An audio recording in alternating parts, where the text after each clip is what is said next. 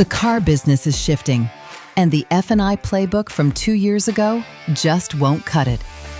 To dominate today's market, you need consistency and execution. It is a hard world out there for dealers right now. I think that in a challenging environment actually creates a lot of opportunities for people that are really focused and good and are really dialed into seizing that challenging moment. He is a VADA crowd favorite, a Truman Scholar with frontline dealership experience.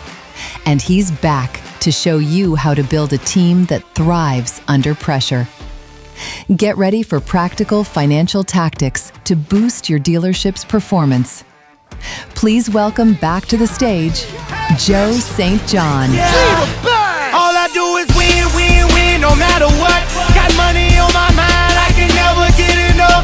And every time I step up in the building, everybody hands go up. And they stay there, and they say yeah, and they stay there. Cause all I do is win, win, win. And if you going in, put your hands in the air, make them stay there. Before we start, I want to ask you a question, and I want you to really think about it. How much money did personnel turnover cost your dealership last year? Write it down. If you got a number in your head, put it down. We're going to come back to it, but I want you to write that down.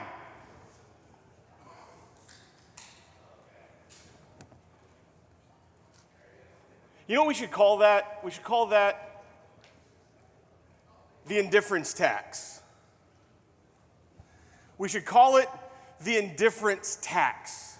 It's the tax that we pay, that every dealership in America pays, and almost none of them have ever actually calculated. It's not in your DMS. It doesn't show up on your factory statement. Your CFO isn't tracking it as like a line item.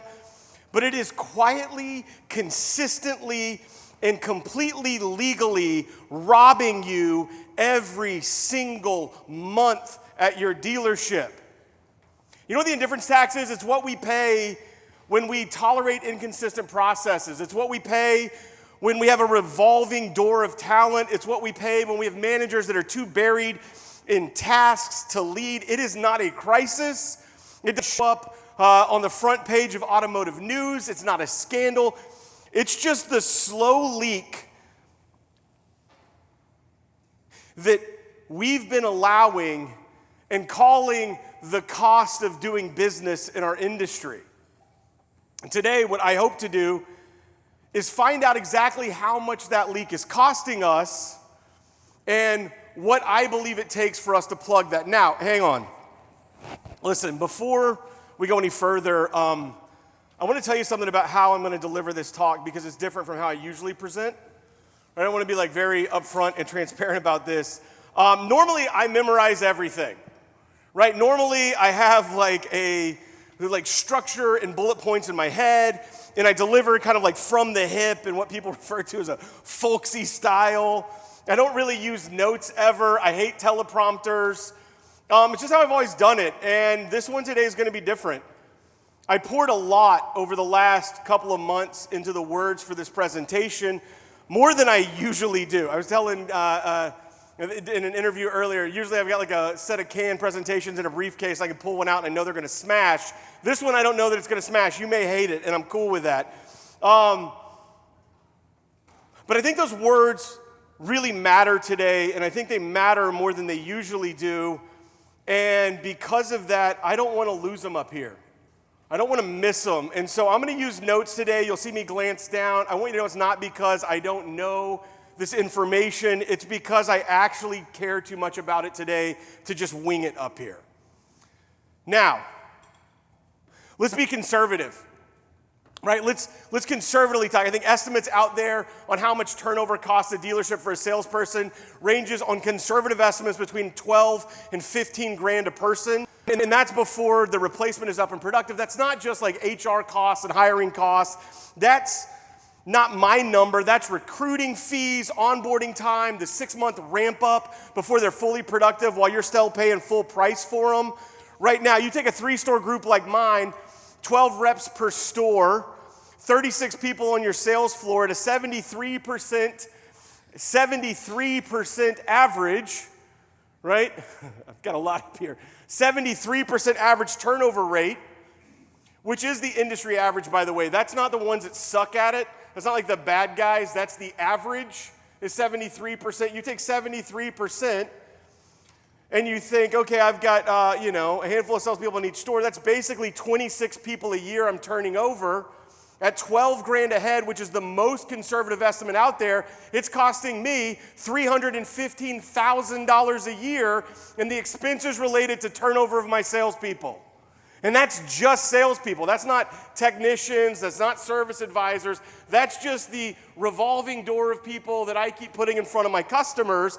And now, if you think about that 315 grand for a 3-store medium-sized group, this isn't an HR headache. It's a direct tax on your front-end gross, your F&I profit, your enterprise multiple. Every dealer in this room that is thinking about selling their dealership in the next 10 years, this number is already baked into what a buyer's willing to pay you. It's already a part of how they've calculated it up. You just haven't seen the line item yet. Now, you multiply that $315,000 across every dealer in America, you know what it is? Bro, it is a $20 billion problem. That $20 billion is what our industry hemorrhages every single year, just turnover costs. $20 billion. That's not a workforce problem. It's not a Gen Z problem. That is a capital efficiency crisis hiding in plain sight for all of us. Right? Like, it's a capital efficiency problem, and I think there's a real reason why we don't fix it. I think there's a real reason we don't address it. And I think the reason that we don't address it is because the dealers in this room, the GMs in this room who built this industry are incredibly tough.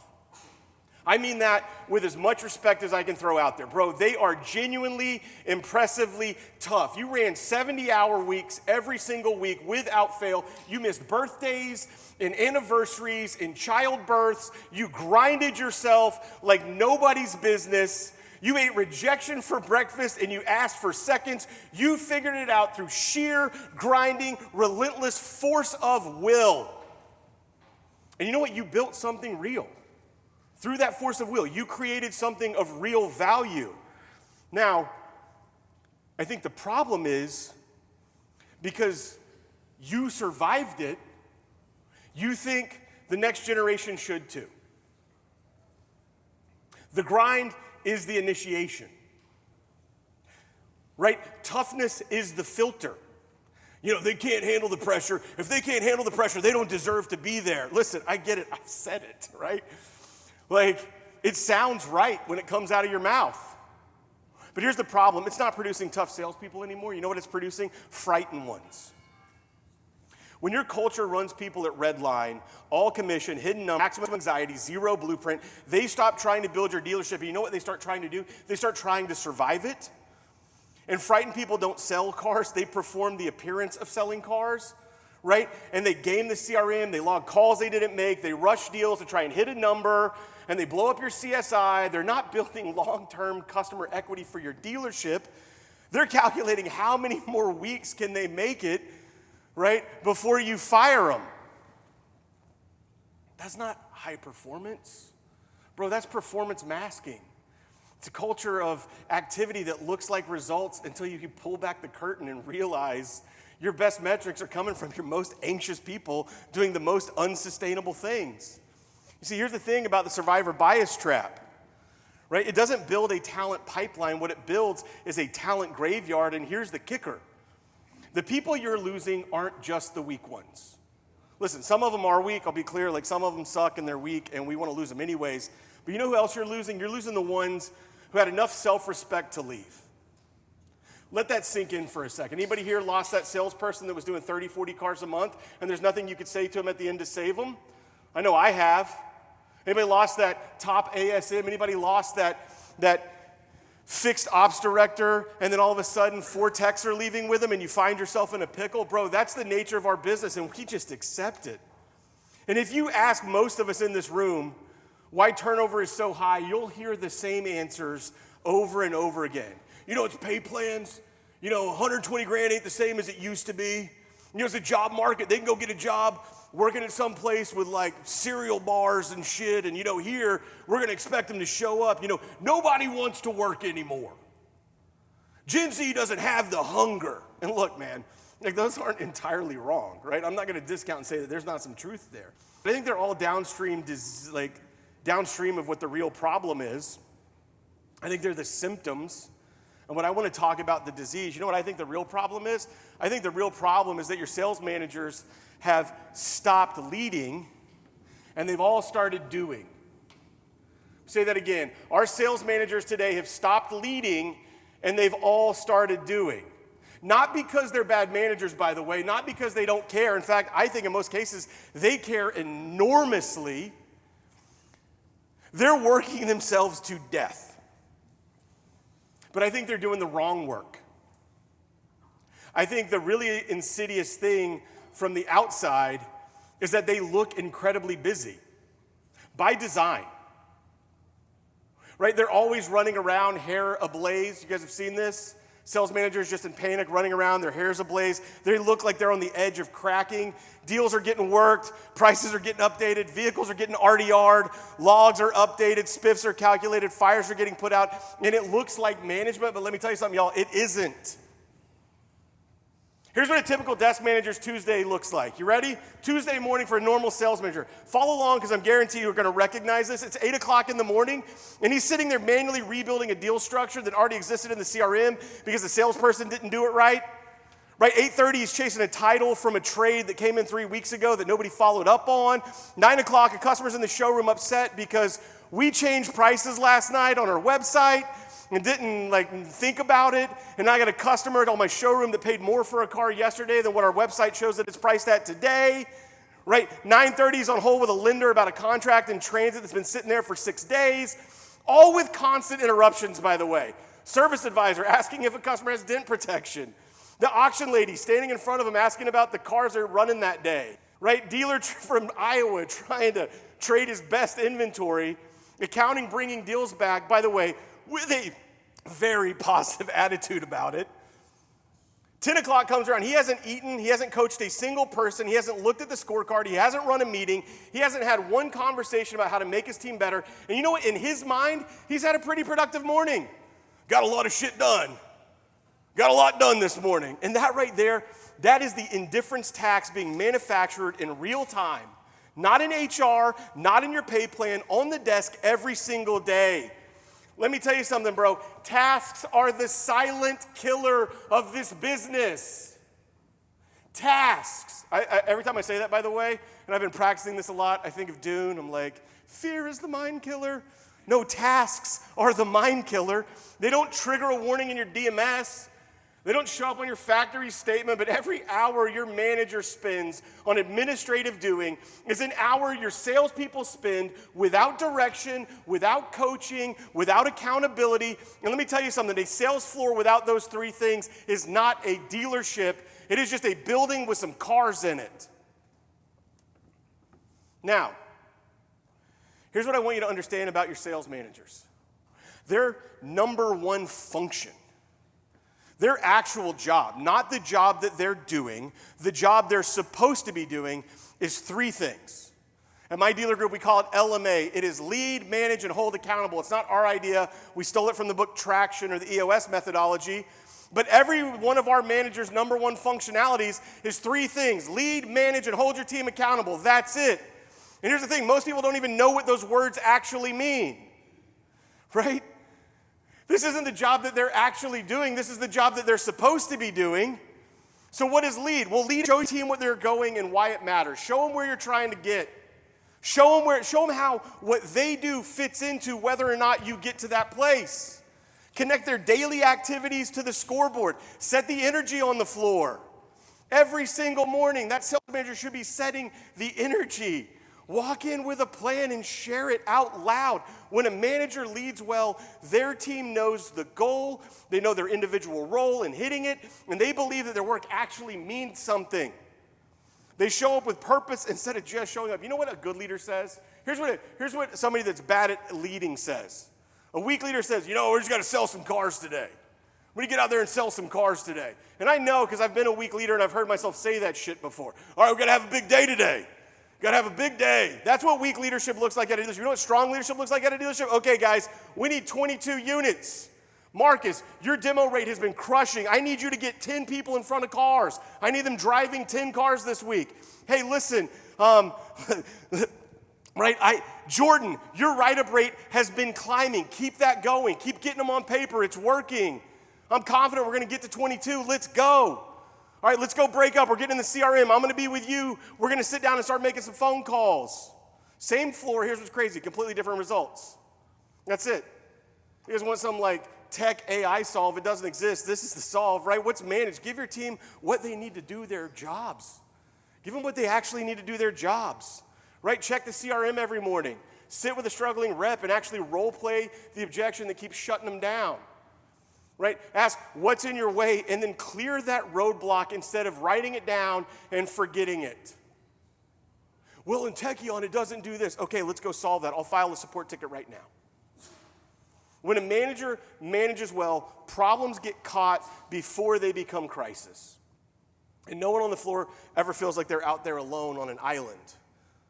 Anybody here ever says a salesperson felt like you were your own business? We talk about like a badge of courage, like this is your business, this is your dealership. No, it's because we provide you nothing other than an inventory and expect you to figure that shit out on your own.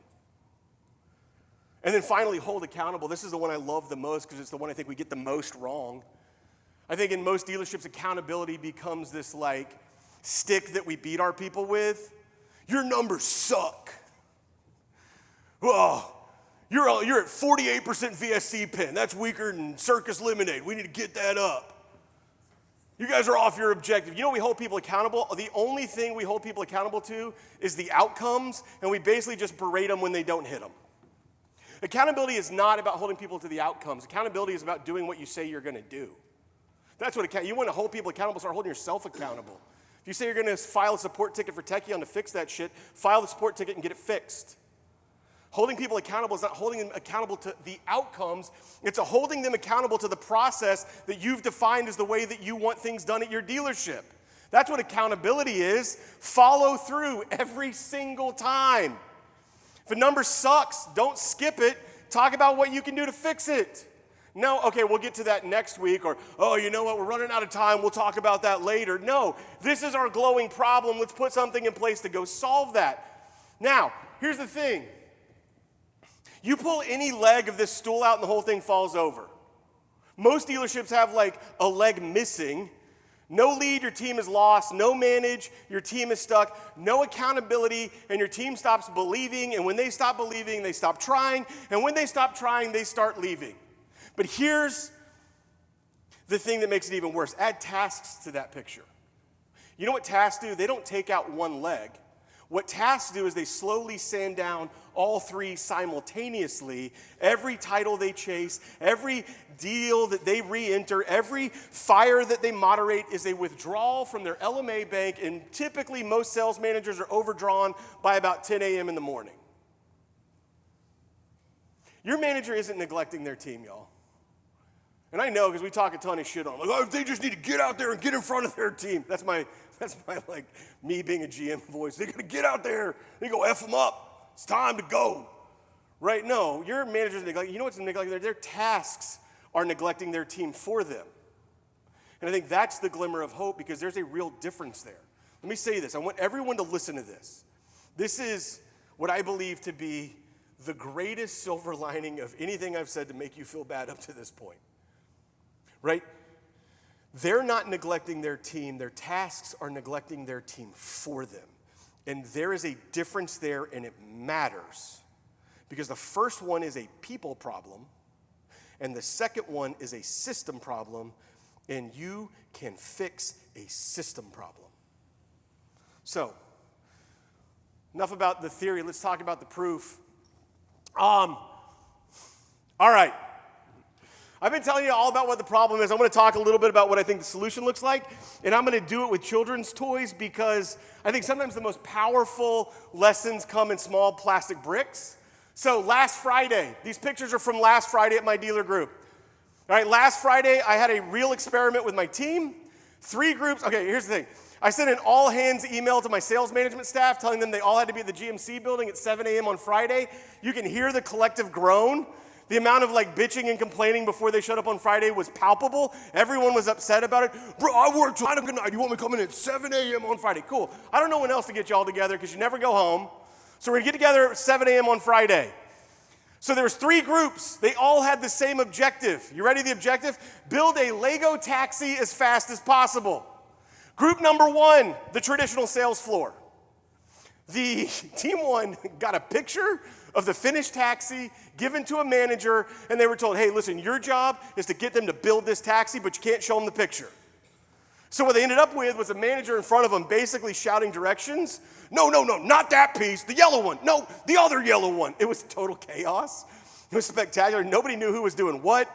Half the team basically checked out and just watched, right? They didn't finish. They didn't even get close. They also, I will note, did not seem to be having a lot of fun. That's Bruce, their manager, on the far left picture. He's like, God, I hate you. And what's funny is team 2 was the micromanager. They got instructions, but 1 page at a time, released by the manager when they needed it. Who became the gatekeeper? The manager. They could give them 1 page of instructions at a time. Every time they needed the next step, they had to wait for the manager to hand it over to them. The team sat there idle. I guess we're just waiting on the manager now, right? They were waiting. The manager became the single point of failure for the entire operation. Progress moved at exactly the speed of 1 person. Sound like any sales desk you guys have ever been on before? All right, and then the 3rd team, they got a system. Team 3 got 2 things. They got a picture of the finished taxi and the complete instruction booklet up front. The manager actually handed it over to the team and stepped back. You know what happened? The team self-organized. One was like, I've got long fingernails. I'm not good at putting the bricks together, but I can make sure and organize the pieces so they're easy to find. Right? People naturally found a role. They talked to each other. Okay, that's the one you need. Here we go. Right? They moved fast. They finished the taxi before team 1 had stopped arguing about whether or not they were missing pieces, and before team 4 got to page 4. Right? That's what it is. And here's the thing. Same people, same tasks, same materials, completely different outcomes because one of them had the system. And here's the thing that stood out to me. Which manager looked the most stressed and busy? Yeah. Which manager looked like they were just coasting and taking it easy? And which one would we be pissed off about? What are they doing in there all day? They just look like they're chilling out. They got the soccer game on. Yeah, because they've got a system. And the system works. And here's the thing about the system. When your front line has both the vision and the blueprint, the system starts executing itself. That's the output. Those are sitting on my desk right now at the dealership, in the cave, as I like to call it, the bottom of the GMC store. Traditional floor, didn't even finish. Look at the micro, it was like half done and kind of backwards. Right? And then look at the final one. They were done before anyone had even really started. And here's the thing about the system, is that when you install a system, it starts executing itself. When your front line has both the vision and the instructions, the system starts executing itself. You don't need a hero running around putting out fires. You need a leader who has good enough instructions and a clear enough picture of the desired result so the fires don't have to happen. Heroic effort isn't a culture. Heroic effort isn't a culture. It is a liability. The day your hero calls in sick, what happens to your floor? Better yet, they don't call in sick because they know what's going to happen to your floor, so they show up and make everyone else sick, and they don't until they get to a point that their wife threatens to leave if they don't quit. I'll tell you what happens when they don't show up because you didn't build a system. You know what you built? You built a liability. You built a dependency. And I think that is something that we are all struggling with in this business. I call it the unicorn fallacy. It's the belief that if you just find and keep enough exceptional people, everything will just work itself out. But here's the math on that. You can't scale a multi-rooftop group on a supply of people who don't actually exist. Say that again.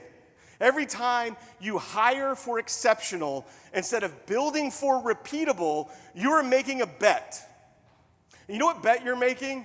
You're making a bet that the next person is going to be the one.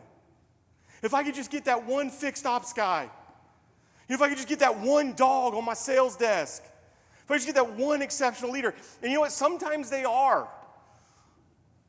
But most of the time, are they? And you know, sometimes they are, sometimes they stay, and then they leave, and then you make the bet again. And the answer to me isn't better heroes. The answer is better instructions every single time. And I want you to listen to that. The answer isn't better heroes. The answer is better instructions every single time. The instructions outperform the hero every single time. And here's the thing. I know what some of you are thinking.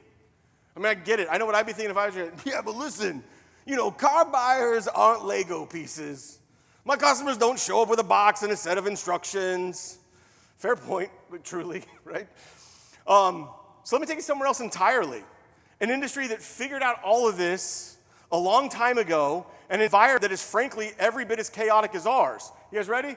Let's go to Texas Roadhouse. It's my favorite restaurant.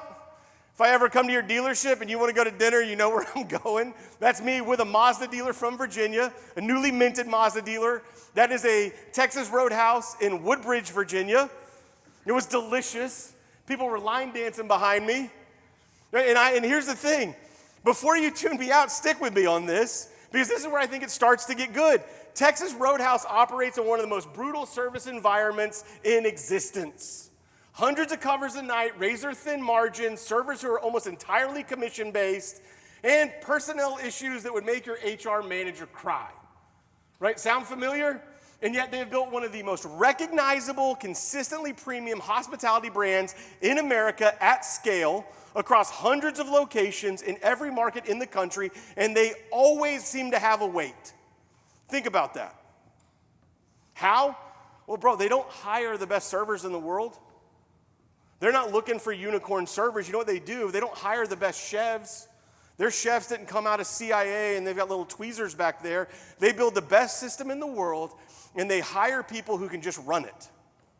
They build the best system in the world, and they hire people. The system's actually out there. It's called HEART. This is the HEART framework. Howdy, it's my favorite line. Howdy, engage, arrive, respond, thank you. That's what they do. Howdy has to happen in the first 3 minutes somebody's sitting down. You got to go by and say howdy. Howdy, engage, drinks arrive, respond to issues, and then thank you before they leave. They literally have this system called HEART, and you don't get to skip howdy no matter how buried you are. You're busy. You don't get to skip howdy because you're slammed. You don't get to skip thank you because the table was challenging. The result isn't a robotic experience. It's a consistent one. You know exactly what you're going to get at a Texas Roadhouse. Anybody here like Texas Roadhouse? You know, yeah, that's what see, we love it. My wife has a culinary arts degree. She was a sous chef at a fine dining restaurant. We have 7 kids under 12 because we make good decisions. And anytime we can get a babysitter, I know what you're thinking, and yeah. Anytime we can get a babysitter, you know, Lori will look at me and she'll be like, you thinking what I'm thinking, babe? I don't know why I made my wife sound like a GM. So, you know, you thinking what I'm thinking? I'm like, I think I know what you're thinking. And she'll be like, T-Rose? And I'm like, hell yeah. And we'll go to Texas Roadhouse because we've never had a bad experience. One night we got a $200 gift card from a client to go to some fancy schmancy steakhouse. We went to the steakhouse, and the whole time, you know what we did? We talked shit on that steakhouse. And we're like, we should have gone to T-Rose. I could have got my porterhouse. It would have been awesome. And here's the thing about it, right?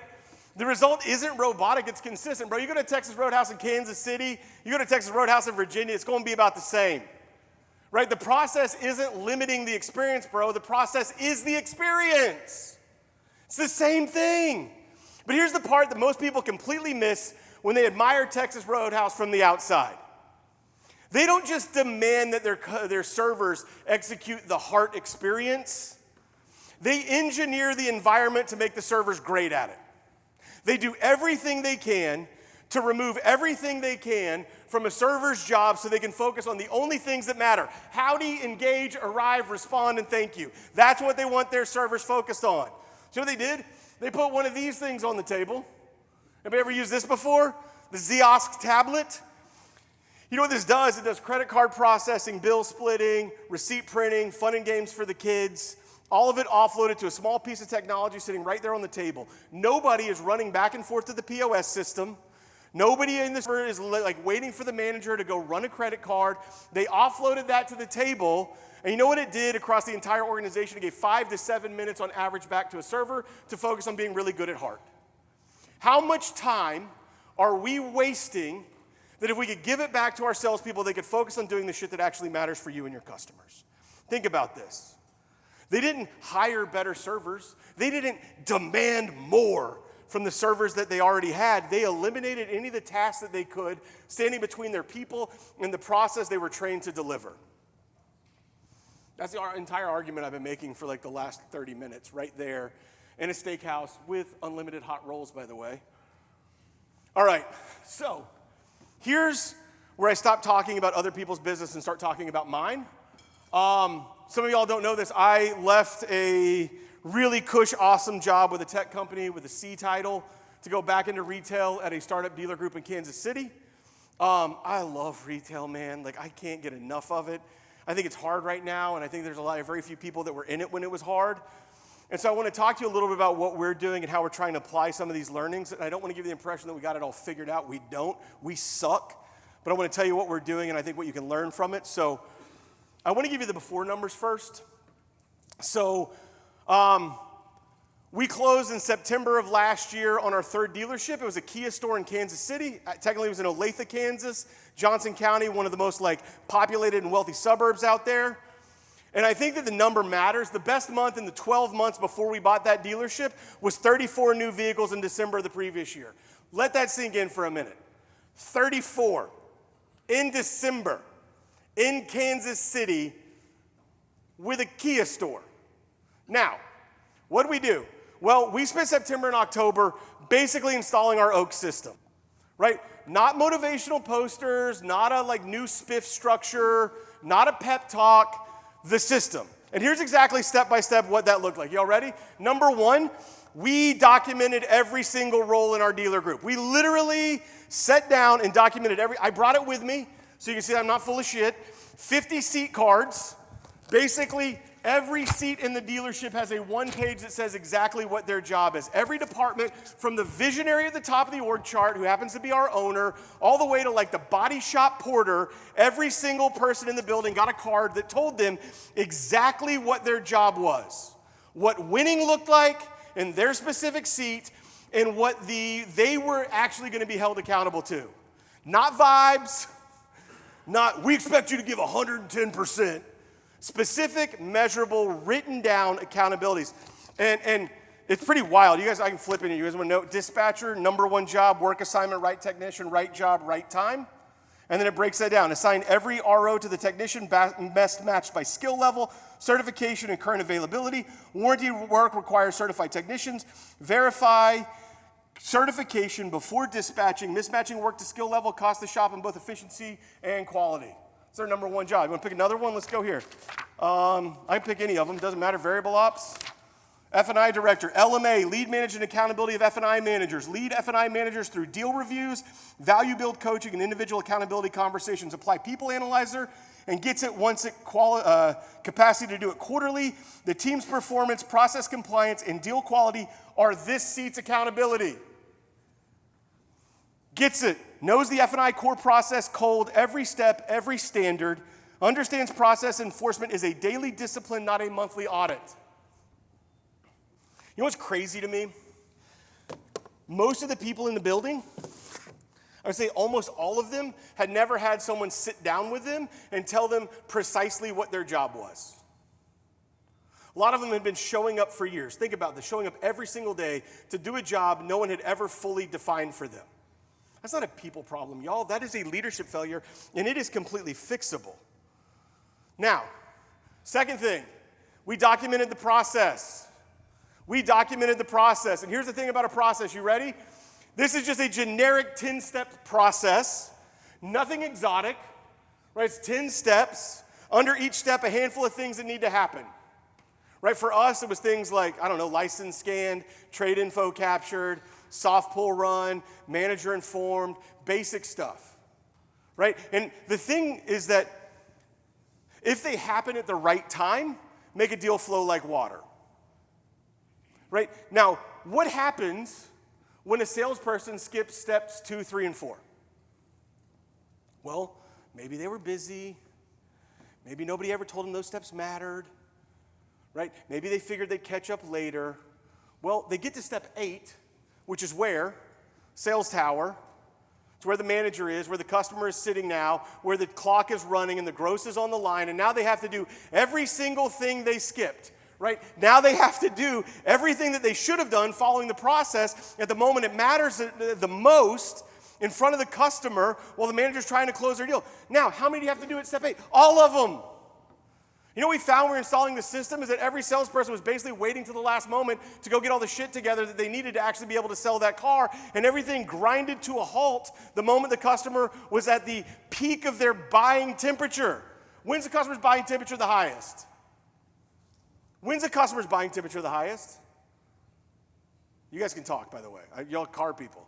I know I've been yelling up here a lot. When is the customer's buying temperature the absolute highest? Yeah, the second they get back from the test drive. And then you know what we do? We skip all this shit, so now we have to do all of it at that moment, and we leave them sitting out there for 30, 45 minutes while we try to get it all together. Think about that. What does that do? It destroys your close rate, because the customer has now 45 minutes to talk themselves out of it.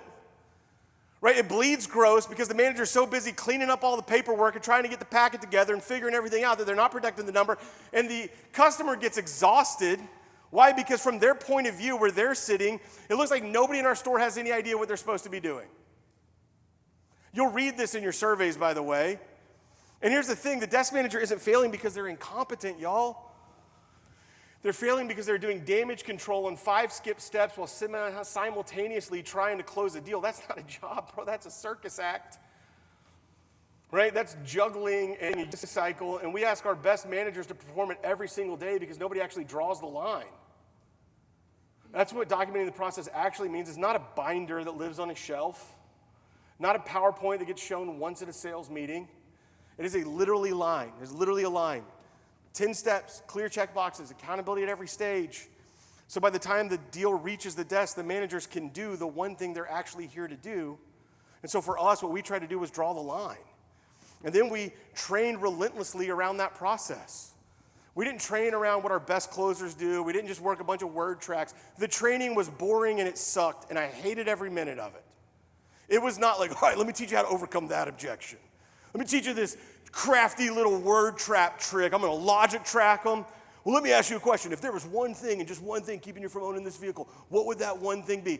It was none of that. It was memorize this process word for word. Memorize this process. Right? It was literally the process. Over and over and over again. In fact, last Tuesday, I hired a bunch of new salespeople. This is me making them write the process out word for word on the board in the conference room at the Olathe store.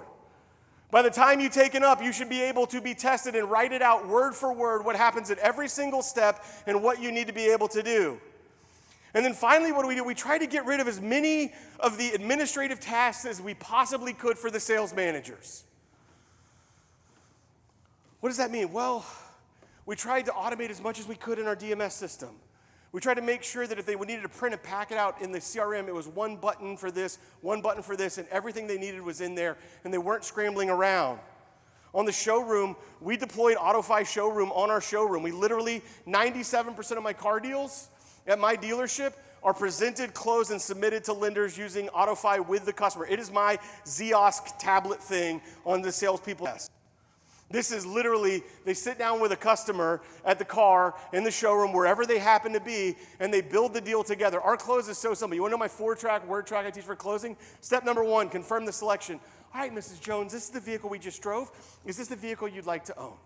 Step 2, turn your screen and say this statement. Great, then let's build your deal together and shuffle side by side with them and turn your screen to them. Step 3, read the shit that's on the screen. With 10% down at 60 months, you're at a $785 payment. Step 4, ask them to buy it. Is that what you would like to do? And we did that to try and reduce them. Like literally, our goal or what we're working towards is that the desk never has to touch a data entry ever again. I don't want sales managers doing data entry. I can hire cheap people to do that. I want them LMAing their team. They don't need to rekey a deal that already exists. They are freed, completely freed from the administrative doing that was consuming their mornings, which means for the first time, when a salesperson needs a manager, they can actually go get a manager. How many times do you ask a salesperson to come ask you a question? Who here works at a dealership, by the way? Who here works at a dealership? Okay, that's like 3 of y'all. So a bunch of y'all, you're like, we don't care about this shit at all. How many times does a salesperson come ask you a question, Kayla? And you're like, I don't know, where's the manager? They're like, I don't know, I can't find them. It's all day, every day, right? Well, I want my manager to be available for my salespeople so my salespeople can go get what they need when they want it. Because here's the thing.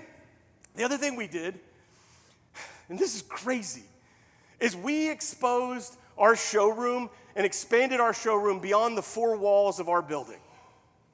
Let me let that sink in again.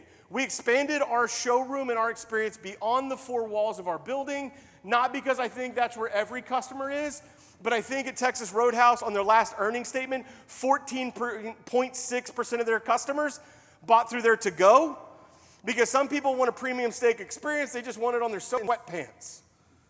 Well, Texas Roadhouse said, we got steaks, bud, and hot rolls, come get them. And for us, that's what we wanted to do. And you know what's crazy is we're running remote F&I. Basically, about 10% of my turns are happening remotely with a customer not sitting in the showroom. And it's not hard. So you're like, what? You know what technology I'm using to do it? I'm using eMeet Pico cameras I bought on Amazon for like $40. I'm using Google Meets, which we get for free because we use Gmail for all their emails, right? And I'm using Techion to basically send the paperwork to the customer so they can sign it on their phone while they're sitting in their living room. Think about this, almost 10%. Same value build presentation, same compliance, same menu review, same human connection. We didn't create a lesser experience for remote customers. We brought the full experience to them. And think about this. Last month, almost 10% of my F&I turns were done remotely. And people are like, well, you can't make any money. You got to have the customer in front. You got to lock them in your office for like 6 hours and grind the shit out of them. That's Lorraine. I'll tell you her numbers in a second. On remote turns last month, we were in 75% service contract penetration and 2,200 a rip. Lorraine loves remote turns. This month to date, she's over $3,000 a copy on them, and she's at 80% service contract penetration. She lines up to take a remote turn because as an F&I manager, you know what she would rather have? A customer relaxed sitting in their home office than someone that's been sitting at the dealership for 2.5 hours waiting to go into the F&I office. And here's the other thing about it that I think is really cool, is you know what's also allowed me to do? Scale my F&I team. If the GMC store is slammed, and I got 2 F&I managers on the clock today, and there's 4 customers waiting, guess what? I have F&I managers at Kia that are sitting around twiddling their thumbs. They're taking remote turns for all the F&I customers waiting at the GMC store, and you'll see the customers sitting in little offices with a screen up, and somebody ought to be like, I'm at the Kia store in North Kansas City, and they'll go through the remote turn with them, and those turns across the stores are counted in that remote number. Now, before I show you, like, the results, I want to be really honest with you before I give you the number, right? I don't want to give the false impression that we like have it all figured out, right? Like in our like weekly meetings on the corporate team at Oaks, they all nicknamed me the Russian judge because at the end of the meeting you scored a 10. Everyone's like, that was a 10. That was a 10. I was like 6. This meeting sucked. Right, I'm like, we didn't accomplish shit today. I've wasted an hour and a half, because it was supposed to end 30 minutes ago, and we've been here for an extra 30 minutes talking about some stuff that I have no dog in the hunt on. And so if you were to ask me at this Olathe store, like, how good did we do at installing all this? I'd give us like a 4.5. Right? Like, bro, like we're not a finished product at Oaks. We are literally a work in progress. We are figuring this shit out in real time. Same as everyone else in this room, I believe. We made mistakes on that installation. We moved way too fast on certain things. Some things we moved way too slow on. There are parts of the system we haven't even fully dialed in yet. Right? There are seats on our org chart that I'm pretty confident aren't totally right, that we still need to tweak some things. There are processes we documented that, I'll be honest, like we haven't even fully enforced yet. I mean, my sales process breaks down pretty consistently at that store. We didn't execute this perfectly, not even close. And here's what I want you to think about as I give you this number, because this is what keeps me up at night in the best possible way. If this is what like half-ass looks like, if this is what haphazard looks like, if this is what you get when you're still making it up as you go, still building the plane while you're trying to fly it, still arguing about the org chart at like 8 o'clock p.m. on a Tuesday, what does it look like when we actually get this right? December 2025, Oaks Kia of Olathe, 3 months after we bought it, right? Sold 34 new cars the month before. December, 3 months after we bought it, we sold 165 new cars and 110 used. That's 3 months after we got it, 165 new. That's up from 34 12 months beforehand. Same month, 90 days of imperfect, incomplete. We're still figuring this shit out, system implementation. 385% increase. And here's the thing for me, is I don't feel very good about that. I feel like we still suck.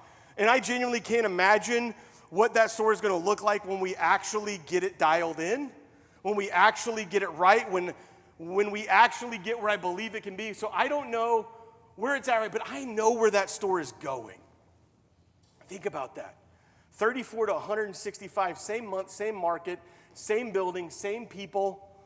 90 days. The people didn't change, bro. The market didn't change. Kansas City didn't just like all of a sudden fall in love with Kias.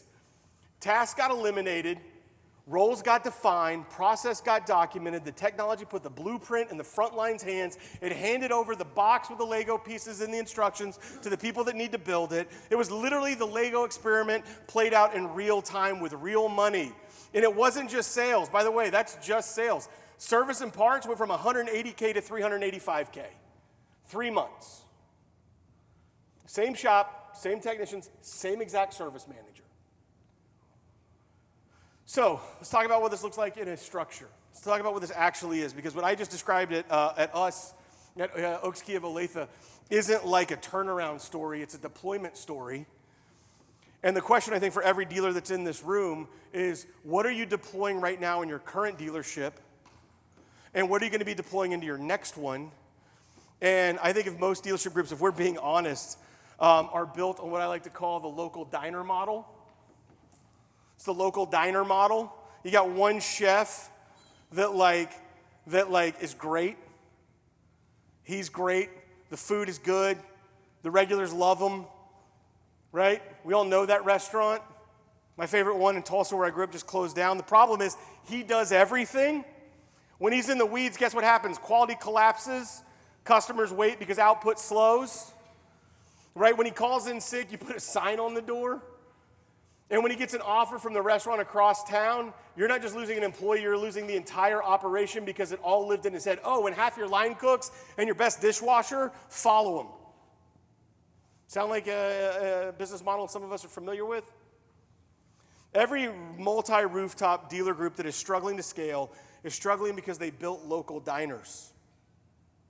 Great individual locations, dependent on exceptional individuals, completely unable to replicate themselves because what made them great was never written down, it was never documented, it was never installed. I heard a dealer, by the way, recently, a very good dealer, a dealer I really look up to and respect, say on the Car Dealership Guy podcast, right? I wouldn't buy 11 dealerships in New Orleans because there aren't 11 people in New Orleans that could run a dealership, run a good dealership. You know what? He's right. He's absolutely right.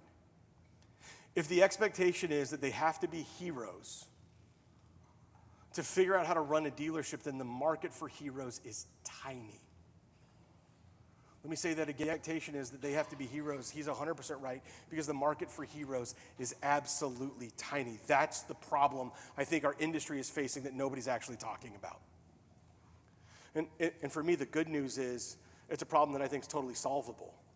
Right? Texas Roadhouse is the opposite model. They don't have one great chef per location. Y'all realize that, right? They don't have a chef that can decide tomorrow that they want to start selling spaghetti, right? they have a chef that's been to their school that knows how they cook a steak, and they do it consistently, time in, time out. They have a system that basically travels. The process, the training, the technology infrastructure, all of it, it goes into every building they open. Opening a new Texas Roadhouse isn't a prayer, right? That they find the person.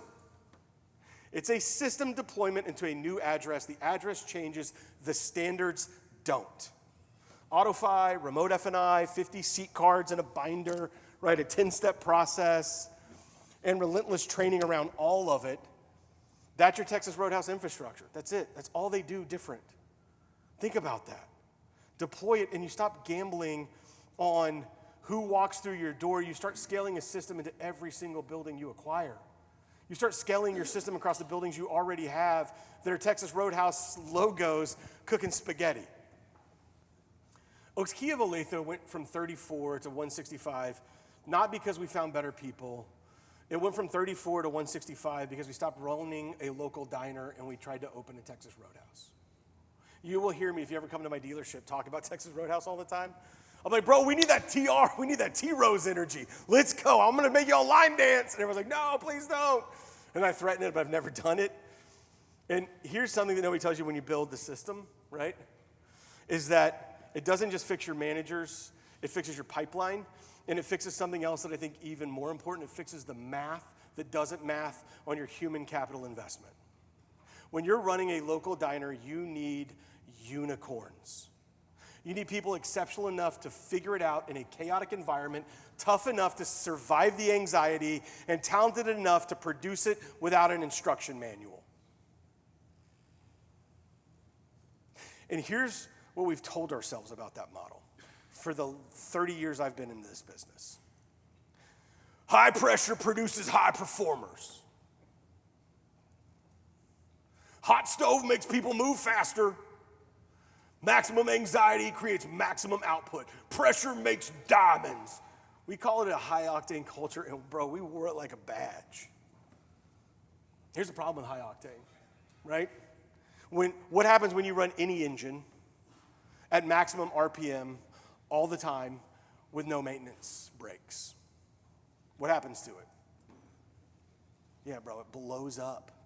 Not eventually, not maybe, guaranteed it blows up. You don't get to run a human being at 100% capacity indefinitely and call it a performance strategy. That's not high performance. That's just burning through inventory. You know what the inventory is? It's your people. I think that's, for me, the one thing that I wish we could figure out how to solve in this business. And I think it's this myth of the high-octane myth. There's the belief that a culture of constant pressure is a culture of high performance, guys. It isn't. Here's what it actually produces: redlining. You run people at maximum and you get catastrophic failure, not sustained efficiency. The burnout isn't a bug of your culture. Your people burning out is not a bug of your culture. It's a feature of the culture that you've built. Performance masking, we talked about this earlier. What do? High pressure forces your staff to game your metrics and never build real value. Right? They're not selling, they're surviving, and surviving looks a lot like selling until it doesn't, right? Until the month you actually need them to step up and perform, and they basically have nothing left in the tank to give.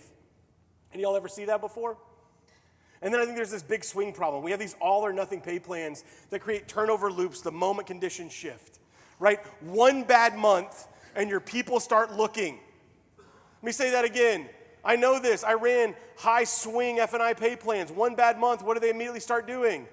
They hit a draw 1 month because they have an off month. They had a baby. They're getting a divorce, whatever it is. And what do they start doing? They start looking elsewhere because the people on it had no floor underneath them to keep them safe. And here's the thing. A culture of constant pressure is often mistaken for a culture of high performance. They are not the same thing. One produces results. The other produces the appearance of results right up until it doesn't. Now let me be really clear. The alternative isn't going soft. I want to be clear about that. This isn't like, I think everybody needs ball pits and like meditation rooms. I'm not sitting here telling you to lower your standards. In fact, I'm telling you to raise them. I'm telling you that elite teams, whether it's in sports or in business or in the military, do not run their people at red line and call it a strategy. Let that sink in for a moment. Elite sports teams do not run their people at red line all the time and call it a strategy. They protect their athletes. They manage load. They build in recovery, not because they're soft, not because they're weak, but because they understand the long-term ROI beats the short-term grit every single time. Who's the greatest of all times in soccer? Right now, he's playing right now. Who is it? Messi is the greatest of all times. If a normal automotive sales manager was coaching Messi, you know what they would do? They would yell at him for standing around all the time. You watch him play, what's he do most of the time? He's just doing this. And if Messi was on my team, I'd be like, you need to hustle. I need you grinding. You need to get to the ball with purpose. I want to see you moving with purpose. You know when Messi moves with purpose? When it matters. You know why he has the capacity to move with purpose when it matters? Well, because his gas tank isn't empty, because he hasn't been running around like an idiot chasing the ball everywhere.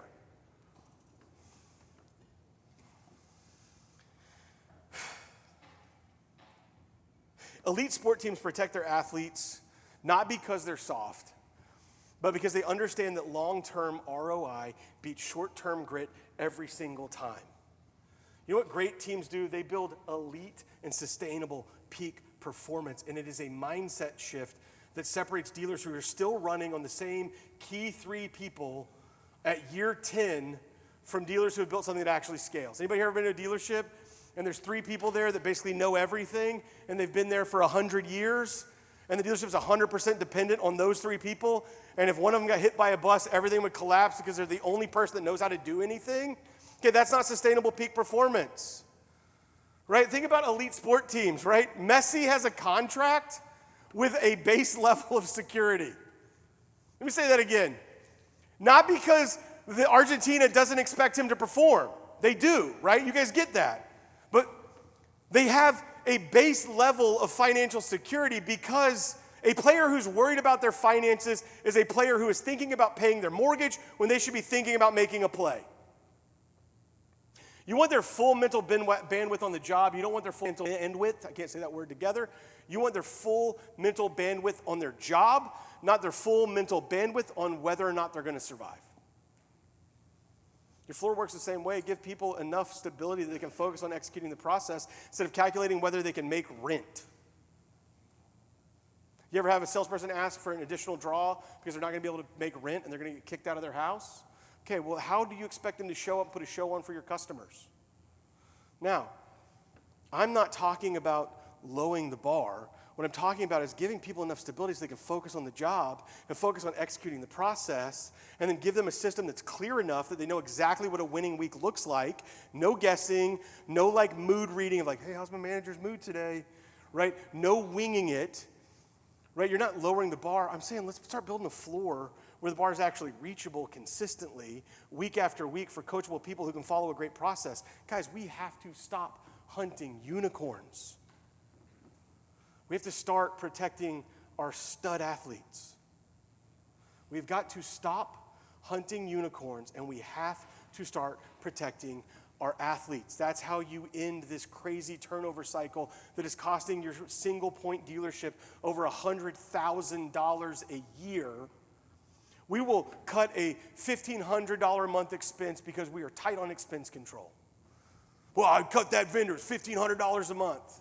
Yet, when it comes to the $15,000 per seat for salesperson that quits, we're like, good, I'm glad they're gone. They were weak anyways. That's how you end the turnover cycle. You start protecting your athletes, and not by demanding more from people running on empty, but by building something worth staying for. So here's my homework. You ready? Here's my 60 days of homework. Day 1 through 30. By the way, I don't want you to leave here good feeling. That was not, I told Kayla, I was like, listen, I'm going to bum everybody out in there. She's like, really? I was like, yeah, I'm coming for blood and I'm bumming everyone out. I don't want you to leave with a good feeling. Good feelings don't move the needle, right? I want you to leave here with 3 specific things that I think you can do before this quarter ends that will make a real difference at your dealership. You ready? Thing number 1, do a task audit. Bro, sit down with your sales managers, not a performance review, Not in like a formal meeting. Just sit down and ask them to walk you through their daily activities. So what'd you do yesterday? Then you start writing it down. Your hand will get tired. Well, at 8, I got here at 8, thinking that nobody's gonna bother me. And then I had service back here, and then I was doing this. And that's the Bruce voice, by the way. You saw a picture of Bruce. I'm literally just doing his voice. Right? Then every title they chased, every deal they re-entered, every fire they mediated, every administrative task that had nothing to do with leading, managing, or holding someone accountable. Just write that down. That's literally step number 1. Just write all that down. Figure out what all they're doing. Number 2, next 30 days, find 3 handoff points in your sales and F&I process where deals most commonly blow up. Where do customers typically get mad and leave? Where does everything break down? Where does everything that got skipped, right, come crashing down at the worst possible time? Audit your process. Where does it happen? At the desk, in front of customers. Where does it happen when it matters, with gross on the line? Those are those step 8 moments we talked about earlier, where had you just scanned the driver's license when you met the customer and logged them into the CRM, you wouldn't be doing that now that we're trying to get a pencil put together. Now once you do that, draw the line. Define what has to happen at each stage. Step 2, this has to happen, right? And put the blueprint in your frontline's hands, whether that's technology or a documented process, a checklist, or all 3 of them, and eliminate the ambiguity, because ambiguity isn't freedom. Ambiguity is just chaos with better PR. Finally, this is the one that I think takes the most courage, because it means changing what we celebrate. And to me, I think we have to stop glorifying the manager who stayed until midnight, right? Saving a deal nobody else could close. We need to start celebrating the team that ran a clean process and didn't need saving, right? Stop promoting the person with the highest personal production. Start promoting the person who made everyone else around them better. Because here's the truth. And this truth hurts. Because it's real for me. Every time you reward a hero, you send a signal to everyone watching that the system doesn't actually matter. Let me say that again. Every time you reward a hero, you send a signal to everyone else that the system doesn't actually matter. That the rules are suggestions. That what gets rewarded is what gets done, and what gets rewarded is heroics.